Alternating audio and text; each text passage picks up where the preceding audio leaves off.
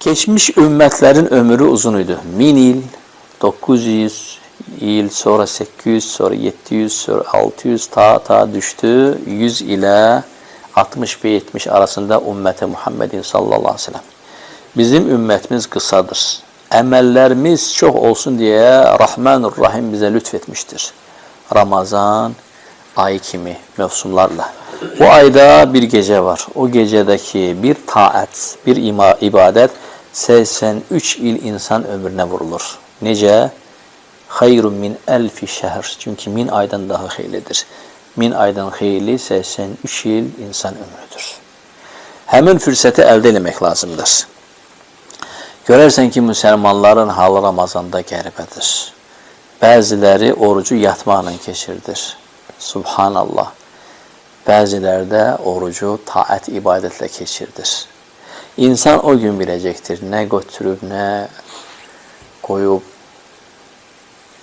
Allah subhanahu teala buyurur ki,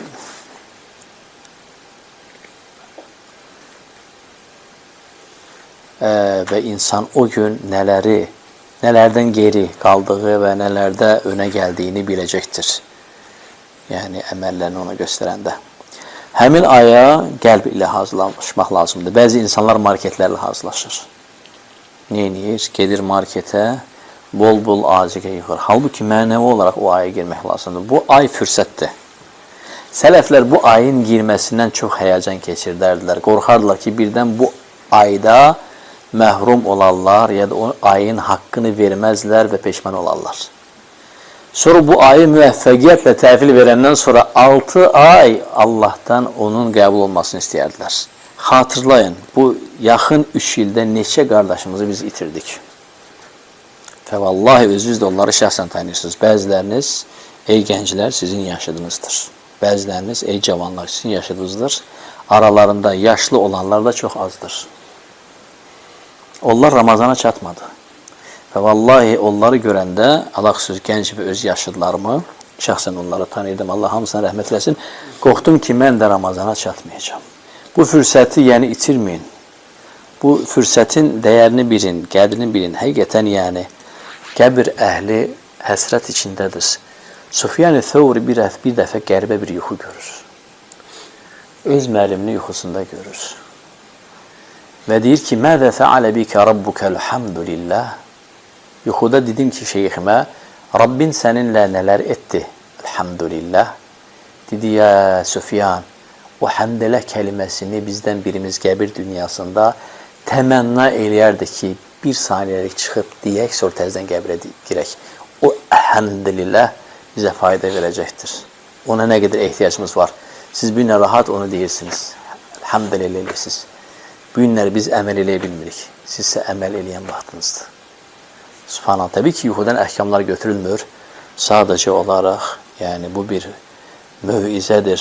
Allah subhanallah hərdən düz yolu göstərmək üçün müxtəlif bu cürə yəni şəkildə bəndəsini uyarır.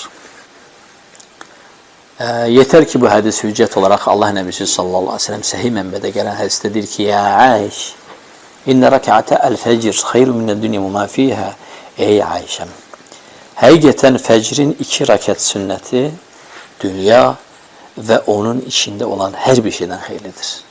Deyə bilərsən ki, bizim bu tez, tələsik qıldığımız 2 rəkat sünnə, necə bütün bu dünya, gör dünyada nələr yoxdur. İnsanlar ona görə nələrindən keçir. Necə ola bilər ki, bütün bu dünya və bunun içindəkilərdən xeyir olsun. Bizim həmiz o 2 rəkat, hələn fəcr namazından söhbət getmir. Onun 2 rəkat ratibi. Bax, ya mümin, sən qəbirdəsən. Plitələri üzərinə bağladılar. Bu dünya və içində olanlardan nə səninlə qaldı orada? Özünlə nə yapardın? Amma salat-ül fəcrin 2 rəkatı, vallahi o səninlə ora getdi. Elə isə o baqi olduğuna görə və sənə fayda verən yalnız olduğuna görə o sənin üçün bütün dünya və içində olanlardan daha xeyirli oldu. Limithli hâzâ felya'melil âmilûn. Qoy iş görənlər və yarışanlar buna görə yarışsın. El-yevmə amelun və la hisab, gadan hisabun və la amel sahabələrin sözüdür. Bu günləri əməl günüdür. Heç kim səni mühasibə etmir. Sabah ise muhasebe, hesap günüdür. Əmələ icazə verilməyəcəkdir. Günləri şansın, fürsətin varsa əməl elə. Əməli artır. Deyir ki, Allah Nəbisi sallallahu aleyhi ve sellem'in bir məclisində onu 70 dəfə istiğfar edən, digər sahabə isə onu 100 dəfə istiğfar edən gördük. Məclis nə deməkdir? Qısa bir misal. Misal üçün Allah Nəbisi sallallahu aleyhi ve sellem təşrif edib və bu saatçı ona süd gətirəcəklər. O süd gələnə kimi deyir, o baxdım gördük ki, estağfur, yəni dil durmur, təsbih eləyir, istiğfar eləyir. Saydım 70'e çatdı. Yəni bu məclisi də gözləmə, oturma yerinə məclis deyilir. Subhanallah, yəni onların həyatı necə zəngin idi. Keçən dəfə bu misal çəkdik. 20 il bundan qabaqki qardaşları xatırladım. Köhnə qardaşlar. Onlardan biri ilə üz-üzə gələndə sən onunla söhbət edir, o səni dinləyir və onun dili dişlərin arasında fasiləsiz zikr edirdi. Mən Mədinəyə getdim, qayıtdım və artıq o şeyləri bir də görmədim. O şeylər yoxa çıxdı. Köhnə qardaşlar, xatırlayın, yazıca gəlir. Həmin o qardaşlar sizsiz, biz idik. O şey bizdən getdi. Niyə biz geri gedirik? Niyə bizdə inkişaf tərsinə gedir? Niyə biz uçuruma gedirik? Sələflərin çox qorxulu bir tövsiyəsi var. Deyir, kim 40'dan sonra əməlləri zaya gedirsə, bilsin ki, məsləki cəhənnəmə doğrudur. Qorxulu söz değil mi? Sələflərdən gəlir bu söz. Bu söz tabinlərin sözüdür. Bəzi tabinlər, kim 40'dan sonra əməlləri zaya doğru gelirsə, bilsin ki, məsləki getdiyi yol cəhənnəmə doğrudur. Və kim 40'dan sonra əməlləri yalnız yuxarı gedirsə, ümidi var ki, məsləki götürdüyü yol cənnətə doğru gedir. Vəziyyət belədir yəni. Yəni, müminin səadəti nədədir? Rəbbini anmaqdadır, Rəbbini zikr etməkdədir.